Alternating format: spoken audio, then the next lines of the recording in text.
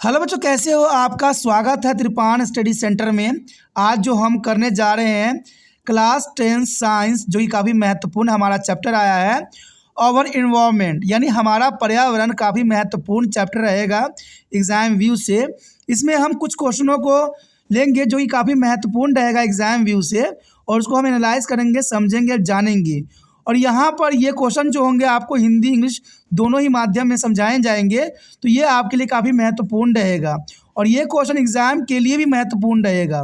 और इसमें हम हर एक बारीकी पे प्रकाश डालेंगे और समझने की कोशिश करेंगे।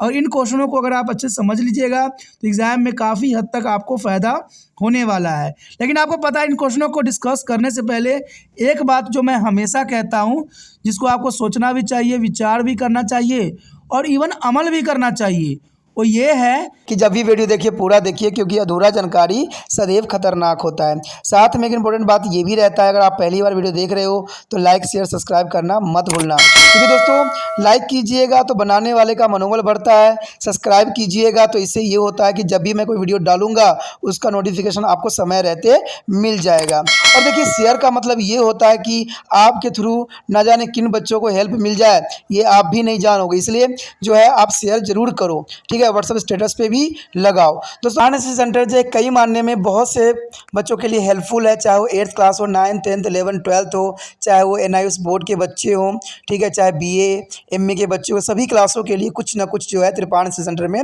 उपलब्ध है। तो इसलिए आपके लिए ज़रूरी है कि आप सब्सक्राइब करके इसको चैनल को जो है सेव कर लो, नहीं तो बाद में अगर रिसर्च करोगे तो शायद आपको ये चैनल प्राप्त ना हो।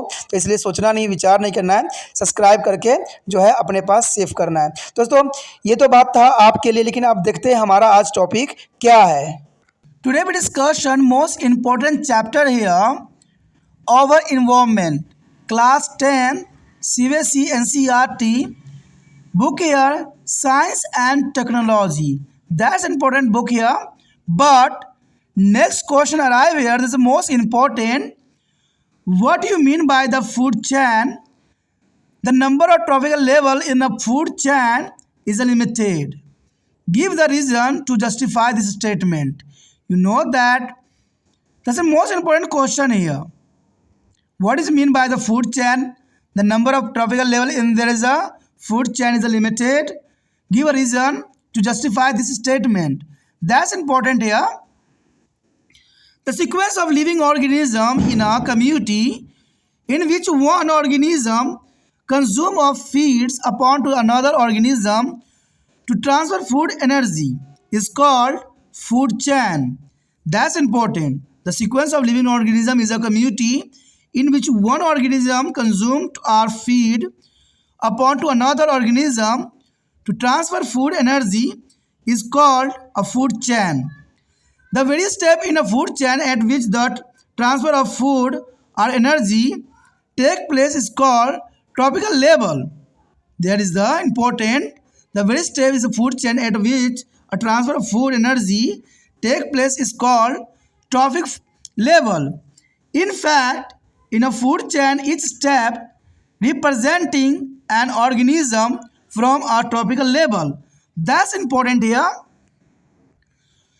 The number of tropical level in a food chain are limited because at the each tropical level only 10% of energy is utilized. That's important. 10% energy of utilized for the maintenance of organism, which occurred at that tropical level, and there is remaining large portions is lost as heat. As a result, organism at each tropical level pass on laser energy to the next tropical level. Then they are received. The longer the food chain, the lesser is the energy available to be final member of food chain.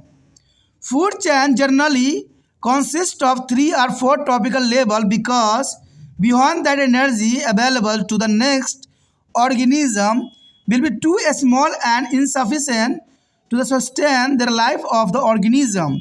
That's important here कि only 10% energy utilized here and maintenance of organism here, and the remaining large potential is lost as a heat. That's important here answer. यहाँ पर जो हम कर रहे हैं काफ़ी महत्वपूर्ण चैप्टर है, हमारा पर्यावरण काफ़ी महत्वपूर्ण है। हमारा पर्यावरण क्लास 10वीं NCERT CBSE आधारित साइंस और प्रौद्योगिकी काफ़ी महत्वपूर्ण बुक है। हमारे समक्ष जो अगला क्वेश्चन आया है काफ़ी महत्वपूर्ण है कि खाद्य श्रृंखला से आप क्या समझते हैं। खाद्य श्रृंखला क्या होती है, खाद्य श्रृंखला से क्या तात्पर्य है। क्वेश्चन कुछ भी हो सकता है।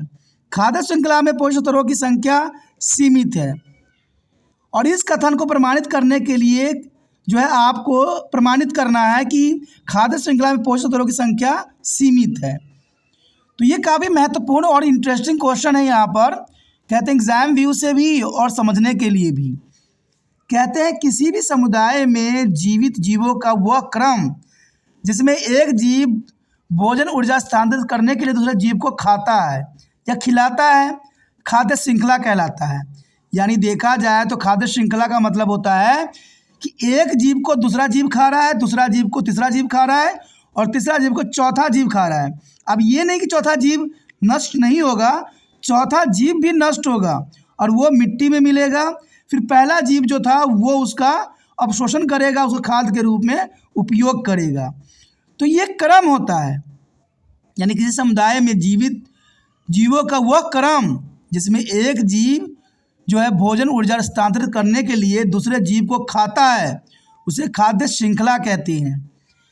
खाद्य श्रृंखला के विभिन्न चरण जिन पर भोजन का स्थानांतरण होता है पोषक स्तर कहलाते हैं। यानी खाद्य श्रृंखला के विभिन्न चरण जो होते हैं जिसमें ऊर्जा स्थानांतरण होती है उसे हम पोषक स्तर कहते हैं। वास्तव में एक खाद्य श्रृंखला में एक जीव का प्रतिनिधि करने वाला प्रत्येक चरण एक पोषक स्तर बनता है।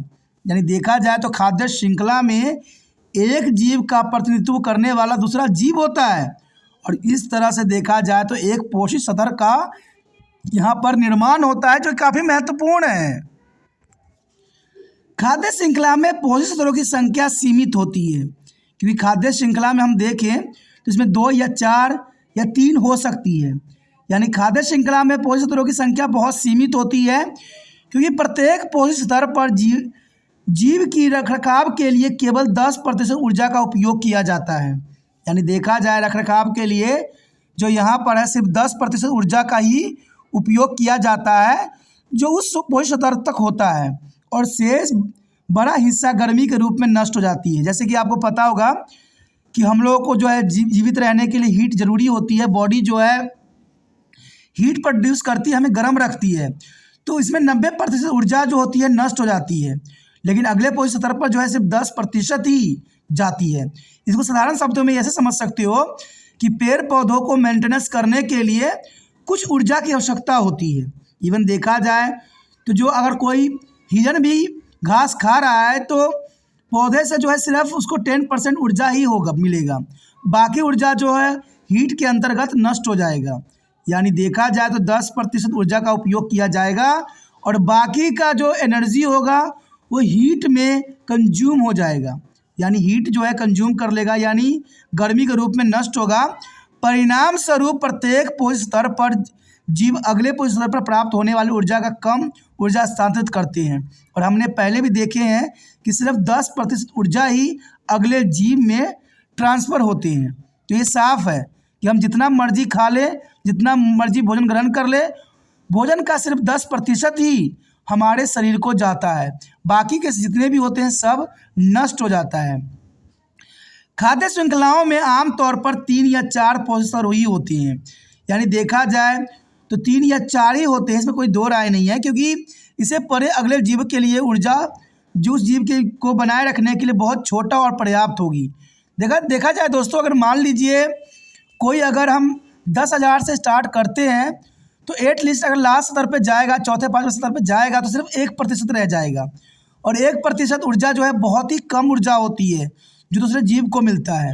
तो इसलिए देखा जाए तो यहाँ पर जो है खाद्य श्रृंखला में सिर्फ 3 या 4 पोषक स्तर को ही रखा गया है, क्योंकि 3 या 4 काफ़ी पर्याप्त होती है। क्योंकि अगर देखा जाए अगर 3 रहेगा, 1000 पहले में है तो अंतिम तीसरे नंबर पे जो होगा कितना रह जाएगा, सिर्फ 1% रह जाएगा। तो अगर मान लीजिए 10,000 है, चौथे नंबर पे गया तो 1% रह जाएगी। इसलिए 3 ही यहाँ पर पोषक स्तर के रूप में देखा जाता है, क्योंकि अंतिम चरण में जो है बहुत ही कम मात्रा में जो है ऊर्जा स्थानांतरित होती है। तो ये काफ़ी महत्वपूर्ण है एग्जाम व्यू से क्वेश्चन, और काफ़ी ज़रूरी भी है। ठीक है, अगर समझ में आया अच्छा लगा। अगर आप मन से त्रिपाण स्टेशन की मदद करने का विश्वास रखते हो तो जितना हो सके शेयर कीजिए। और देखा जाए तो एक और महत्वपूर्ण बात होती है कि वीडियो को कभी स्किप करके ना देखें, देखिए तो पूरा देखिए, तभी आपको समझ में आएगा। और ये वीडियो की गुणवत्ता रहती है कि इसमें बहुत सी बातें आपको अधूरा नहीं छोड़ना है, काफ़ी महत्व रखेगा। मुझे विश्वास है अगर एक दो बार आप वीडियो देखिएगा, समझिएगा और लिखिएगा तो 100% आपको एक क्वेश्चन जो है दिमाग में बैठ जाएगा। लेकिन ऐसा नहीं कीजिएगा तो बहुत कुछ आपको नहीं समझ में आने वाला है। और जैसे कि आपको पता है कि त्रिपाण स्टडी सेंटर जो है महत्वपूर्ण क्वेश्चन पे ही प्रकाश डालता है जो एग्जाम व्यू से महत्वपूर्ण रहते हैं।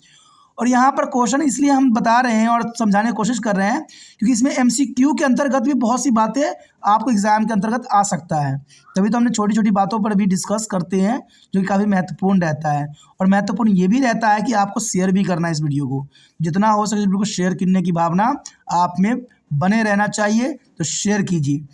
पहली बार मेरे चैनल पे आए हो, पहली बार वीडियो देख रहे हो, समझ में आ रहा है, अच्छा लग रहा है और चाहते हो कि और भी वीडियो आपको प्राप्त हो, चाहे SST का हो, चाहे और भी कोई बुक हो उसका प्राप्त हो, क्योंकि यहाँ पर आपको पता ही है कि साइंस का भी चैप्टर हो रहे हैं, इवन कि मैथ के चैप्टर ऑलरेडी डले हुए हैं।